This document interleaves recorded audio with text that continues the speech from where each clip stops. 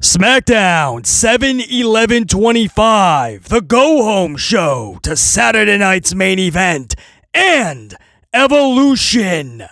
This show would kick off with a jelly roll entering the arena, coming across Randy Orton backstage, the two exchanging bro hugs and pleasantries. Randy Orton congratulating Jelly Roll on losing many Jelly Rolls. Jelly Roll lost a lot of weight as he has a big tag team match at SummerSlam. More on that later in this review. The first segment of the night was LA Knight, an in-ring promo. He would be interrupted by an oracle, Paulito Heyman. Heyman is subsequently interrupted by Solo Sikoa and his MFTs.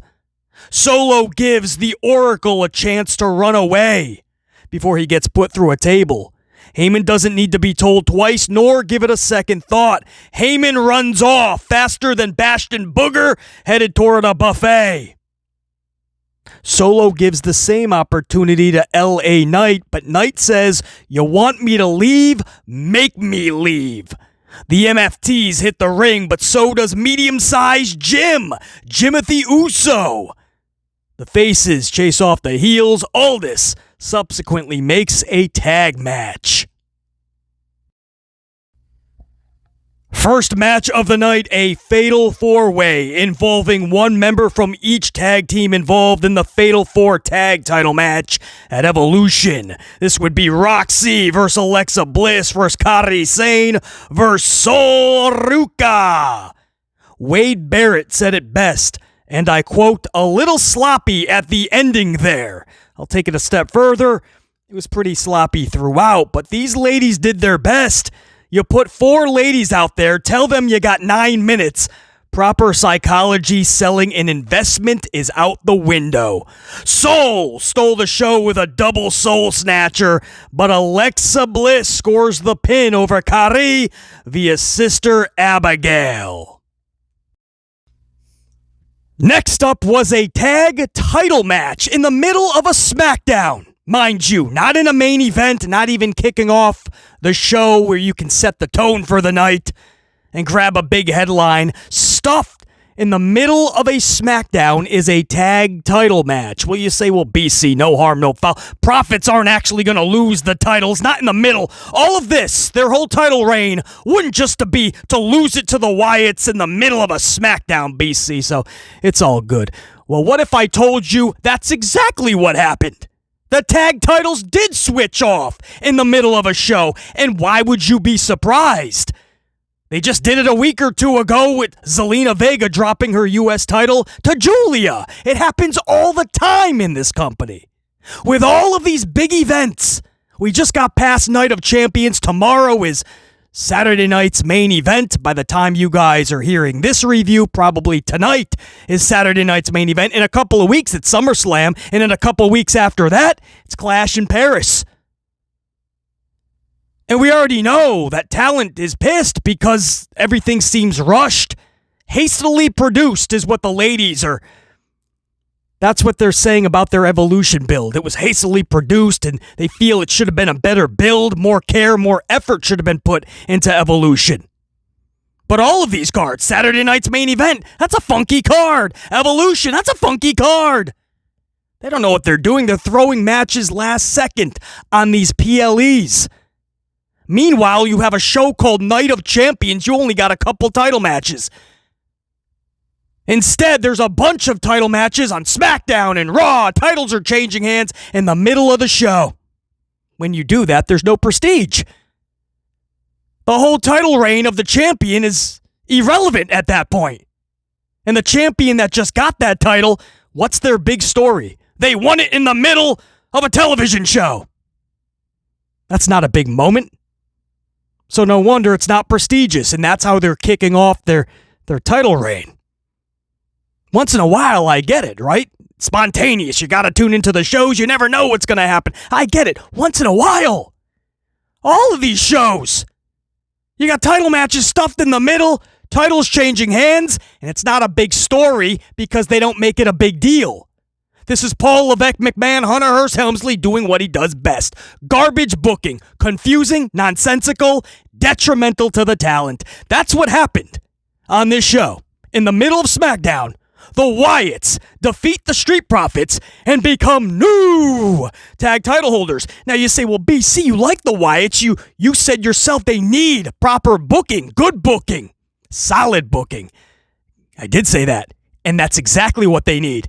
And this is why I say it's Hunter Hearst Helmsley doing what he does best, garbage booking. So he doesn't have to put any effort, doesn't have to put care into this. All he does is throws titles on individuals. He can't be bothered to spend an ounce of effort and energy into solid booking. So his deal is, if we throw titles on them, nobody can say that I'm booking them improperly. I put titles on them. It's not my fault it didn't work and the ship sank. I gave them titles. How does that work out? How did that work out for Zelina? You threw a title on her, you didn't give her anything, and you took it away 2 months later the same way you gave it to her, in the middle of a SmackDown on hours of notice.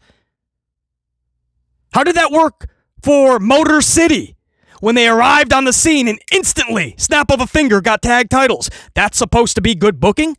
For those that don't know Motor City, that's supposed to make the crowd chant wildly, jump out of their seats with their jaws dropped? Because Motor City arrived and won instant titles? No, that's not how this works.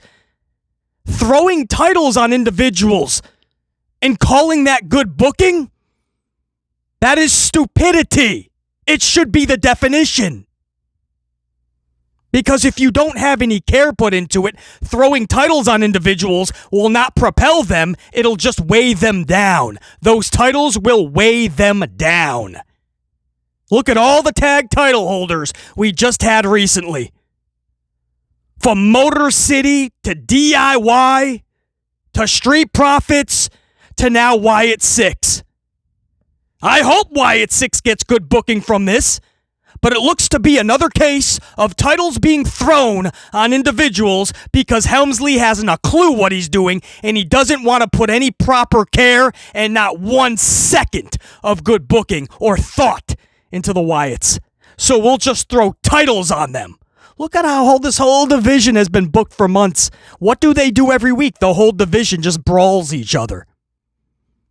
You had the titles change hands, and then we went backstage where all of the other tag teams started fighting with one another, arguing, maybe some fists were thrown. This is what they do. Helmsley has no tag division. He's got really good teams. He should have a division, but instead, he doesn't want to care about it. That takes too much effort. So every week, you'll just get all the tag teams thrown in the same segment. You'll have every team winning the titles. Every few weeks or maybe every few months, every team will touch the gold. DIY, Street Profits, Motor City, now Wyatts. Who's next? Humberto and Garza? Don't laugh, because it's happening. I want to be happy for the Wyatts. Good moment for them. But you see why this was done. You see how it was done.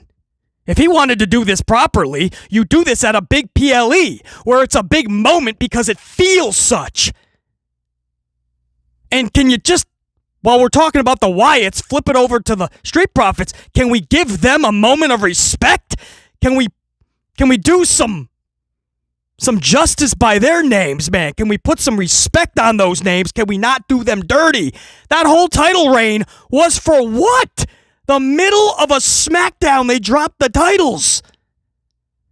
And then you wonder why nobody feels like a champion. No title reign feels prestigious.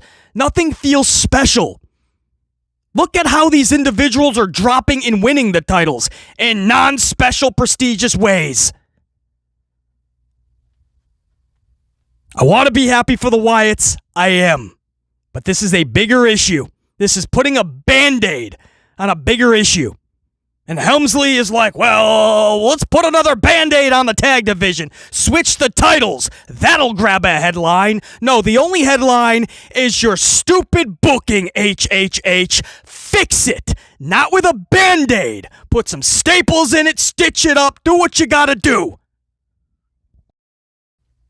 But it is tiresome to watch those tag titles go round and round like a merry-go-round, like a carousel, like a NASCAR. Because the tag titles did nothing for Motor City, the tag titles did nothing for DIY, the tag titles unfortunately did nothing for Street Profits. So who do you blame, the tag titles? Are you going to blame titles or the person who's actually putting out the creative or non-creative? You would blame Hunter Hearst Helmsley for being lazy because this type of booking is lazy. You cannot just put a Band-Aid on everything and hope that that solves all of the issues. You have to eventually go into the office and put effort into this wrestling thing. You're the chief of creative, head of talent, chief of content. You're all of it. Act like it. You want to be Vince McMahon? You got to do Vince McMahon type work. Vince would work 25 hours out of a 24-hour day. Do your Steiner math. But no, Helmsley wants to smooch it up with the celebrities. He wants to do the podcast and film some commercials. He wants to film his reality show, Unreal, for Netflix. Anything and everything to get him out of that office and not actually do the job at hand. For once, do your job. I am done watching this dude put Band-Aids on everything. The tag titles switch hands again. Love the Wyatts. I want them that proper booking. But this ain't proper booking. This is putting a Band-Aid. And then what? In a month, 2 months, does he give them a 2.5-month title reign? Where they lose it in the middle of another SmackDown? Yeah, probably. Proper booking over title wins. That's what I want to see more of. Moving on. The aforementioned Jelly Roll. His segment was next, kicking off the top of hour 2. Jelly Roll, now I did make mention that he did lose 200 pounds is what he is claiming. It looks as such. I mean, this was a really big dude and he slimmed down tremendously. And we are hearing now that he is going to be in a big tag match at SummerSlam. We didn't know the exact participants. Word did break that Logan Paul would be part of the opposition. And sure enough, in this segment, Logan Paul was in this segment with Randy Orton, Jelly Roll. Drew McIntyre would hit the ring. Drew would take out Orton. Logan Paul and Drew with the upper hand. Jelly Roll trying to think, what do I do, man? I just want to go on tour, but my buddy is Randy. I'm going to take out Logan. And he grabs Logan's dome piece and he kind of slingshots him backwards. Logan Paul lands on his dome piece. He's upset. Logan goes up to the top of the ramp where a bunch of drums and guitar. I don't know if Jelly Roll was going to have a full concert. But Logan Paul crashed the party, literally starts slamming the guitars, breaking the drums. He's pretty pissed off. Jelly Roll saves Randy. So there's your tag match for SummerSlam. Drew McIntyre and Logan Paul versus Jelly Roll and Randy Orton. Jelly Roll did say that he wants to show up to Randy's matchup at Saturday night's main event against Drew McIntyre. You can bet your ass that Logan will also be there, and that'll be probably, I don't know if they're going to make it official, but that's going to be that final push where everybody starts to see, okay, that's the way they're going. But the seeds were planted on this show. I have no problem with that. I like Jelly Roll. It's a little something for Logan to do that won't irate the entire community, just throwing Logan Pauls in title matches, because that's what they do with Goldberg all the time. I don't think people understand. Goldberg could be more tolerable. I love the amplification, the music hitting. I get the act. You don't gotta be a 5-star flipper diver, creating classics all the time. You know, I have utmost respect for the Ultimate Warriors and such of the pro wrestling world, and even Goldberg. I don't think even Goldberg understands why so many fans get pissed off. It's because every time he comes back, all they have is throwing him in title matches. Why does that have to be Goldberg's comeback every time? Goldberg can't come back and, have a story? It was with VKM and especially with Hunter Hearst Helmsley, because there's no way Helmsley is going to take a moment to think of something creative, so he's got to do the same thing. We'll take the title right off of Jey Uso on a Monday Night Raw, because that's what he does. Nothing is ever special with Helmsley. So we'll just take the title out of nowhere, we'll put it back on the guy that Uso beat. So nothing got accomplished during the entire first half of the year.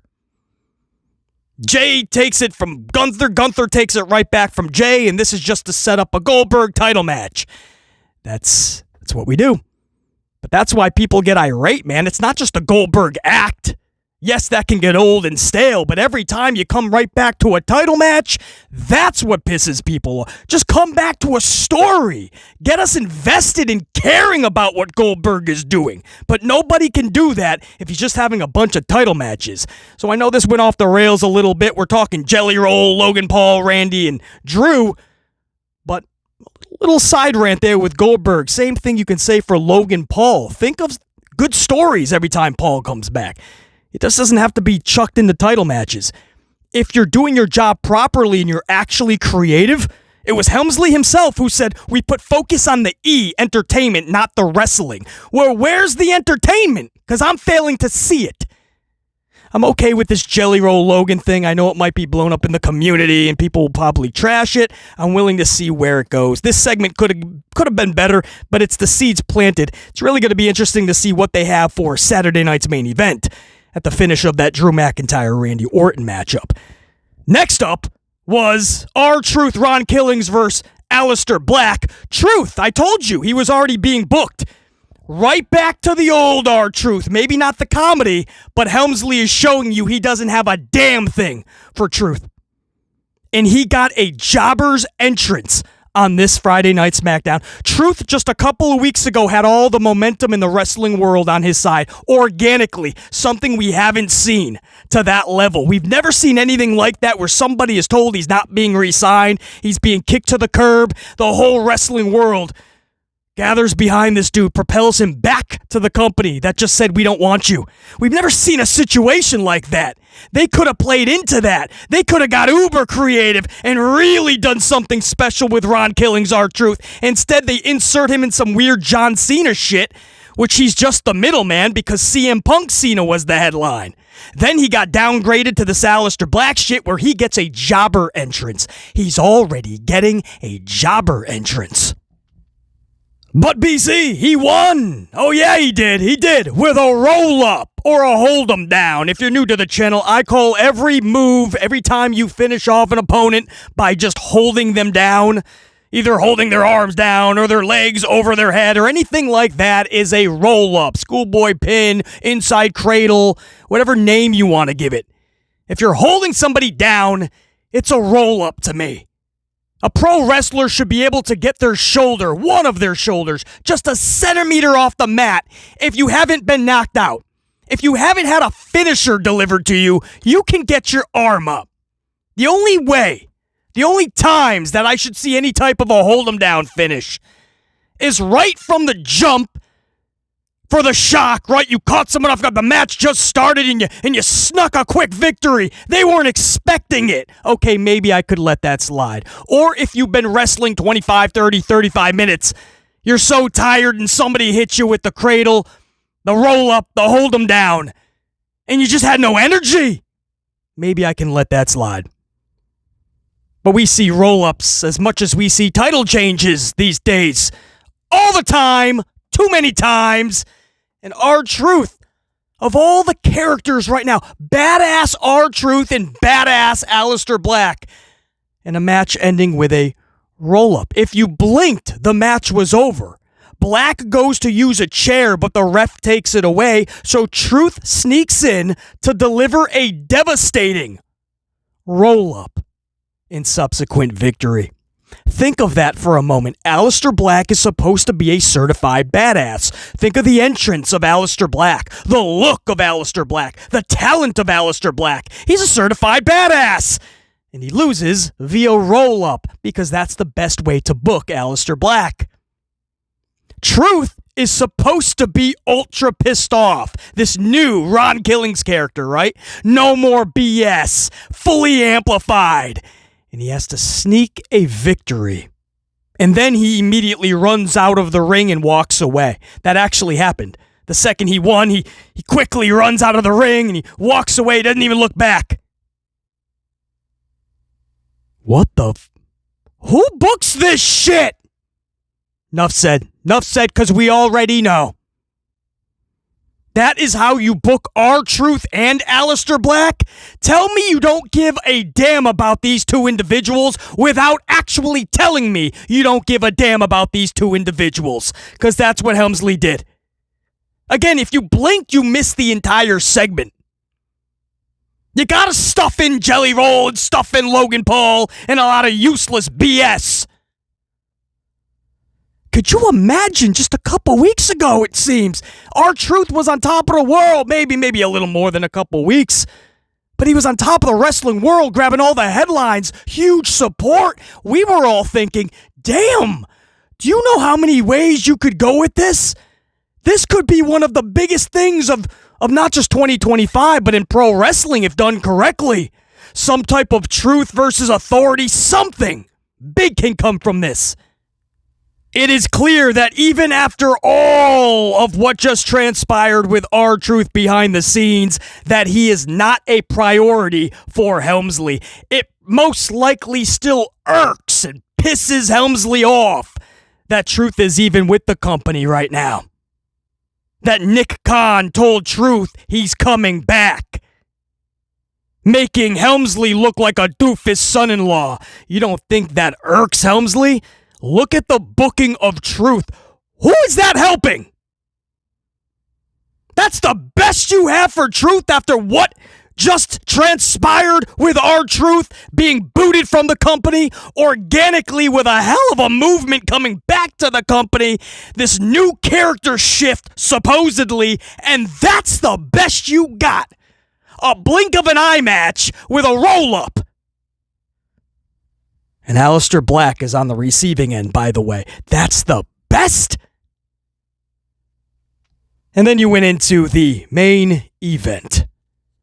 Mateo and Solo versus medium-sized Jimothy Uso and La Knight.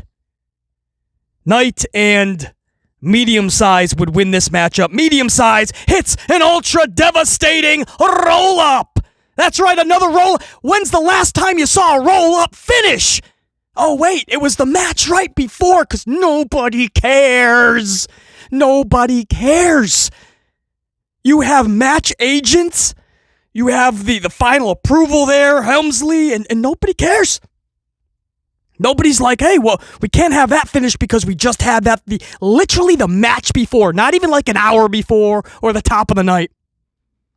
Just a roll-up. Jimothy just hits him out of nowhere and Solo can't get it because Solo's a badass leader of a group, supposedly, right? Leader of a badass group. That's what they want you to believe. Can't even kick his shoulder out. Solo's losing to medium-sized Jim. It's not even like Jim is... It's not like he's a big Jim. He's a medium-sized Jim. So who the hell's he holding down? After the matchup, I don't know what happened. LA Knight maybe took the... LA Knight jumps... I don't even know... Things started barking, I guess. Oracle shows up. Braun Breaker's there. I think Bronson maybe. I don't even know. They take out the faces. Tessa Torres screaming, oh my god, the barking! What are they faces? I know we sing along with Seth. I know they don't have a name. I know they have zero identity. They have no nothing. Not a name, not an organic theme song or a new theme song. They have nothing. LA Knight said it best. What do you call them? The Goon Troop? You can just call them straight up the Goof Troop. The Goon Squad is what I call them. So if LA Knight jacked that from my uploads, cool, man. Love to have the viewership. To say this main event was lackluster would be an understatement. This main event does nothing for Saturday night's main event. What does this do for LA Knight and Seth Rollins? Nothing. It had no purpose. It served no purpose. If you're going to have a weird, nonsensical tag match to end the night, just put the tag title match in the main event. Why not? It's a tag match, and it's actually for titles. No, that might put some prestige, some respect on the titles and the new champions. And then we wouldn't be doing the former champions dirty, and we have to do that. That would make too much sense, so we'll put this weird thrown together tag match, because we need to see Mateo and Solo in the main event with medium-sized Jim. This whole SmackDown did nothing for Evolution at all. You had one participate from each tag team for the tag title schmaz Sunday night. Can't even spit it out. It's just thrown together. It's randomness. And one person from each team will face each other, and that'll make people go, I have to get Evolution. Saturday night's main event. What was promoted? What tonight? What on this SmackDown made you go, I have to see Saturday night's main event? That's what a go-home show used to be. Really pump you up for these events. It really gets you excited in these big moments, in these stories, in these feuds. Now you have to see the payoff. There's nothing. These shows are so random. Most of it is filler. Odd. Just an odd SmackDown. With all these events coming up, you would think there'd be more organization. Nothing. Randomness. Evolution's coming up, Saturday night's main event, and Jelly Roll. Jelly Roll is in a segment with Logan Paul. Wyatts are winning tag titles out of nowhere. Wyatts over Street Profits. The fuck does that have to do with any of this?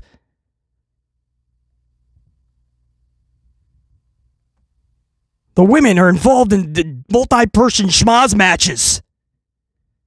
R-Truth already getting jobber entrances, and 4 minutes later winning via roll-up. Alistair Black already looking up at the lights via roll-ups. I can go on and on. Mateo and medium-sized Jim Uso is in your main event.